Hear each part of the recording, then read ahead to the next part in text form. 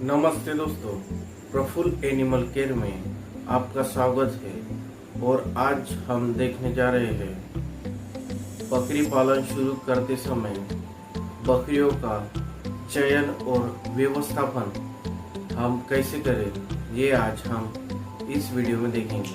तो चलो फिर शुरू करते हैं।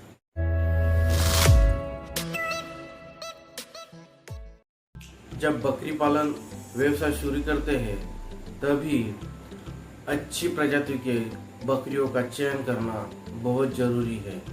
और इस क्षेत्र में सफलता पाने के लिए बकरियों का चयन यह मुद्दा महत्वपूर्ण भूमिका निभाता है। दूध उत्पादन के लिए बकरियां पालना है या फिर मांस उत्पादन के लिए बकरियां पालना है, इस पर बकरियों का चयन करना पड़ता है। इस विषय में जानकारी रखने वाले व्यक्तियों का मदद लेनी चाहिए।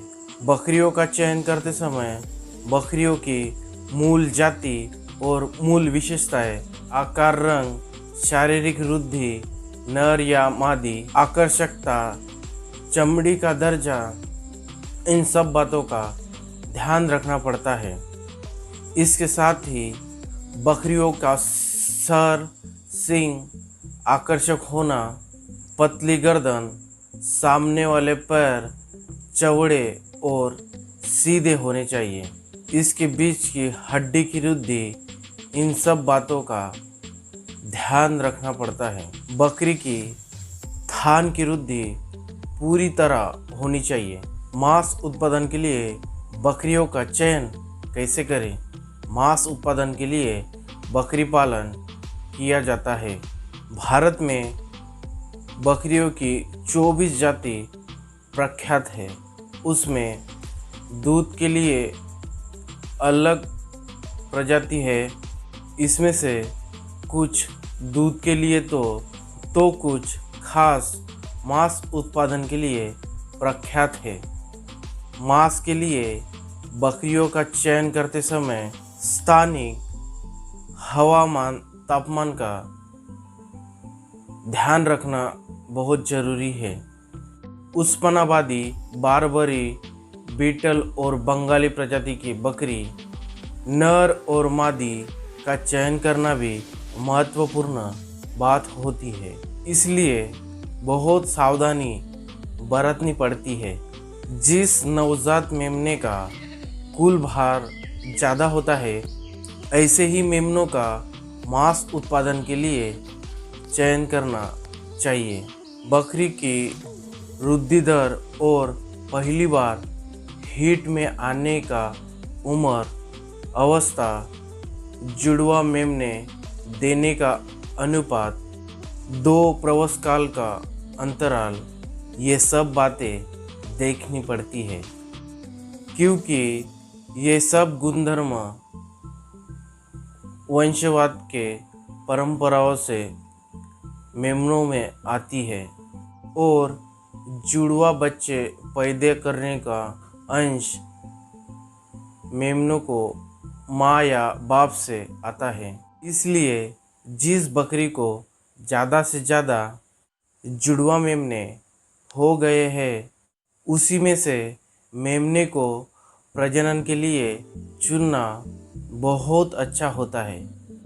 बकरियों का 5 या 6 महीने का गर्भकाल होता है। एक बार प्रसव करके बकरी ने मेमना दिया तो उसके बाद 1-1.5 महीने में वह फिर से हीट पर आती है।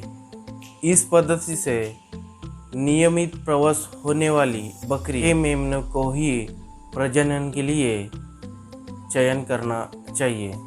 तो मेमने भी नियमित रूप से हीट पर आते हैं और दीर्घकाल तक मेमने पैदा कर सकते हैं।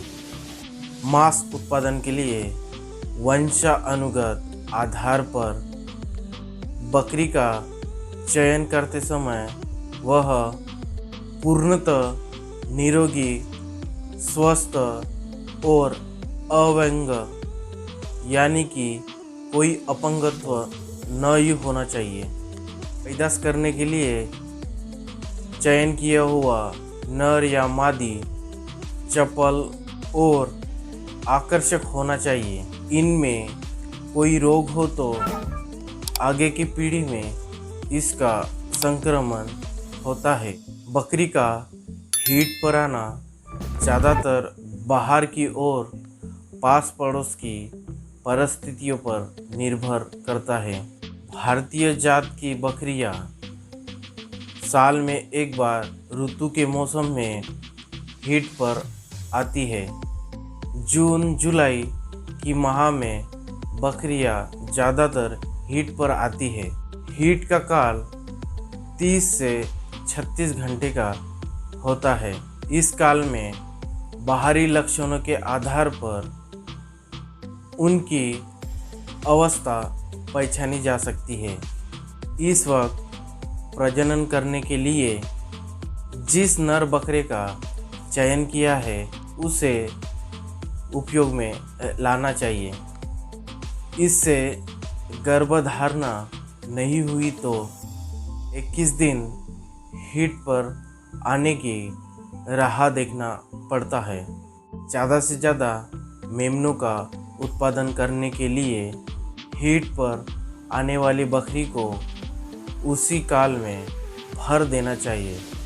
उसी से ही बकरी पालन में फ़ायदा होगा। झुंड के बहुत सारे बकरियां प्रजनन के अलग अलग व्यवस्था में होती है।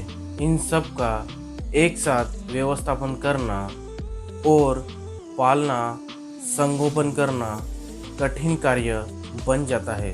यह मुश्किल टालने के लिए झुंड में ज़्यादा से ज़्यादा बकरियां एक साथ हीट पर नए नए तंत्रज्ञान का उपयोग किया जाता है।